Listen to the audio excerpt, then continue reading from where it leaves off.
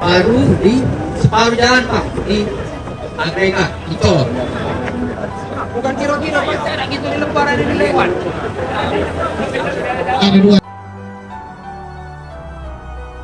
Kami kembali berdiri di sini untuk menyuarakan penderitaan kami alami tentang permasalahan Jalan Patagandus yang tidak diperhatikan. Dalam aksi damai kami hari ini, kami juga merasa kekecewaan yang begitu dalam terhadap pemerintah Provinsi Sumatera Selatan serta pihak jajaran terkait. Kecewa Kak, belum move on kami dengan kamu itu selama itu belum dibeneri.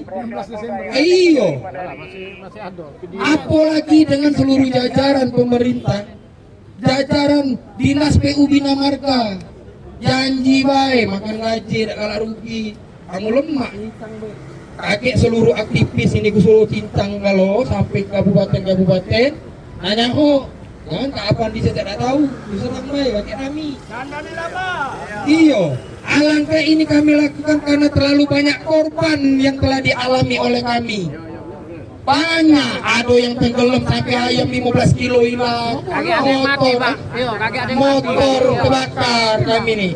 Ya, inilah salah satunya media CMA kami yang datang keadripan ditemuinya sampai keluhan kami, tapi kamu masih tidak berikut.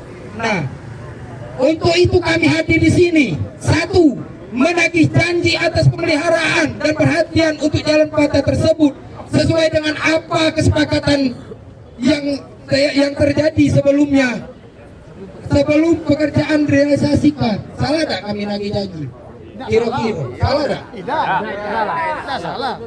Nah, yang kedua kami di Probolinggo Pak Agub kami ini nak minta Pak Agub. Nah, kalau baca pecat baik kami, jangan jadi anak masuk mencari duit baik. Intinya Kak, kami minta kesepakatan kamu bahwasanya sehari 2 hari pihak BPTD kota itu nurun ke pemeliharaan. Apapun bentuknya, pokoknya kami bisa lewat.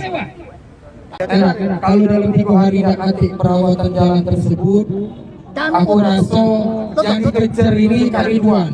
Yang jelas jalan Gandus itu sampai ke ujung gitu, sampai ke Tambur itu tetap kita perhatikan, kita